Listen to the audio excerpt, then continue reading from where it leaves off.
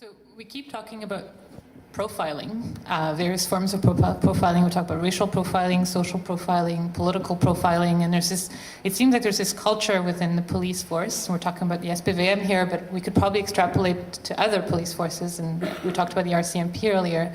But this culture of profiling, this culture of repression, this culture of violence, this culture of harassment. Will was talking earlier about the propension or the sort of tendency of the cops to target crime, to find criminals and to arrest them, to look out for them. I'd like to ask the three of you the question of where is the source of that culture? Where does that come from? And whether reflecting on the training that you've received, reflecting on your various experiences in working within various police forces, you can think of what the roots of that culture of violence and culture of repression comes from.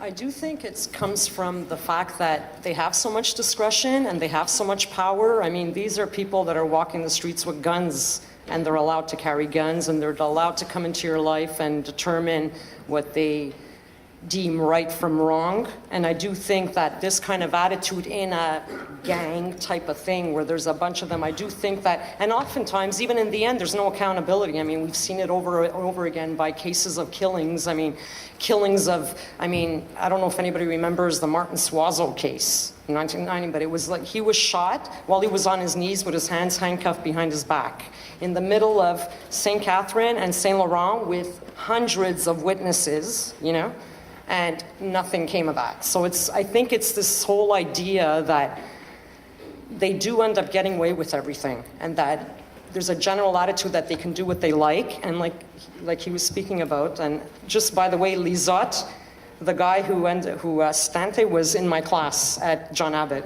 anyway. But you know what I mean? And later it is covered up.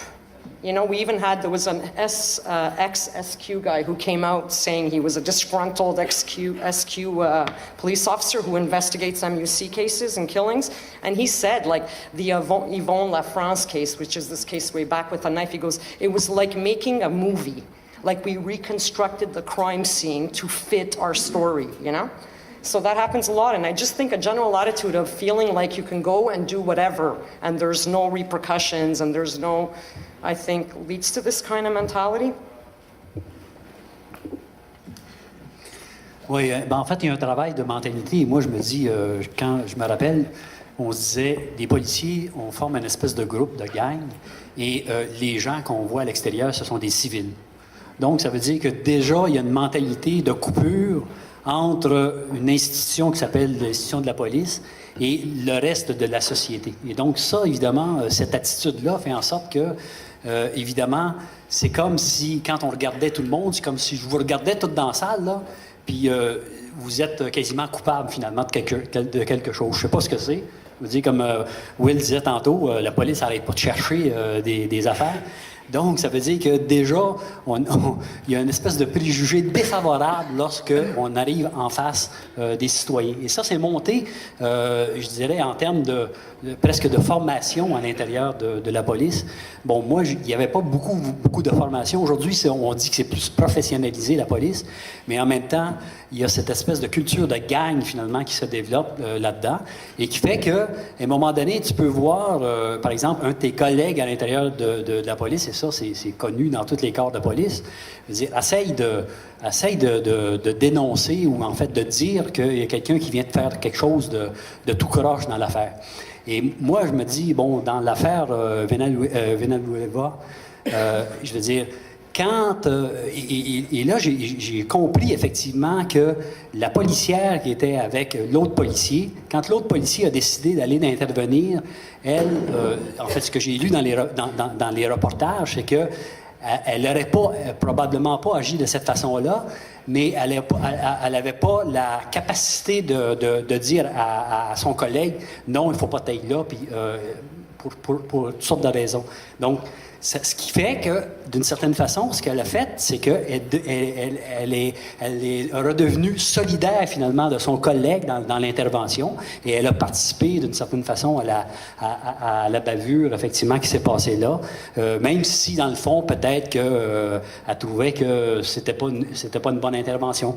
Et donc, ça, dans des équipes de policiers comme ça, c'est pas tout le monde qui est sur la même longueur d'onde, mais les leaders, finalement, qui développent des attitudes, je dirais, mettons, agressives ou racistes, etc., souvent l'emportent. Et il y a comme le phénomène de solidarité de gang joue. Et là, on ne voit jamais, finalement, de dénonciation. Et à partir du moment où il y a une dénonciation, bien évidemment, il y a des répercussions à ça. Moi, j'ai vu certaines dénonciations dans la police de Montréal, et ces gens-là sont mis au banc, en fait, sont accusés, je dirais, ils sont isolés complètement.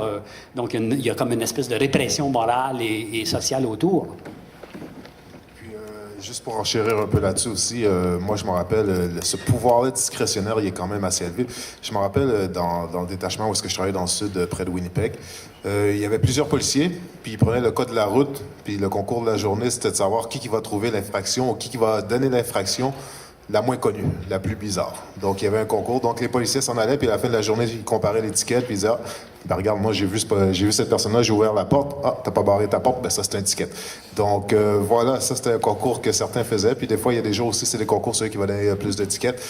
Puis, c'est ce pouvoir-là. Le pouvoir, il est tellement fort aussi. C'est que la discrétion... Dans des cas, moi, juste pour des cas comme on parle du profilage social, moi, je crois que c'est même plus le policier qui est responsable de ça. Ça vient des autres instances, puis je pense que c'est plus la municipalité qui veulent essayer de, selon eux, la seule solution qu'ils ont trouvée à la problématique, c'est de donner l'étiquette aux itinérants, puis c'est un moyen pour eux d'essayer de les sortir des endroits où est-ce qu'ils veulent pas qu'ils soient, parce que c'est pas beau pour leur ville, selon eux et tout. Donc, ils utilisent justement leur policiers pour passer certaines actions. Et en tant que policiers aussi, eux, ils se voient mal de dire non ou contredire justement ces autres instances-là parce qu'ils veulent garder leur job, ils veulent préserver certaines choses. Donc, ils vont aller administrer l'étiquette contre leur gré et tout. Donc, moi, je me rappelle aussi, il y avait le sommet à Québec. Puis on m'avait appelé pour me demander si je voulais participer à ça. Puis je me voyais tellement mal participer à quelque chose comme ça, mais je me voyais tellement venir au Québec parce que c'était ma famille et tout. Puis là, je me suis dit, je suis jamais allé finalement, mais c'est des fois que tu es pris dans des positions en tant que policier que tu te dis, non, je vais jamais faire partie de là parce que je suis un peu comme Marcel. Marcel aussi, des fois, il était des deux bords de two sides of the fence. Puis c'était vraiment mal pris. Donc, des fois, comme je dis, ça vient de haut. Des fois, ça vient aussi des gens en bas parce qu'ils se croient qu'il y a tellement de... Ils sont tellement libres, le pouvoir discrétionnel est tellement puissant. Je voulais aussi élaborer un petit peu sur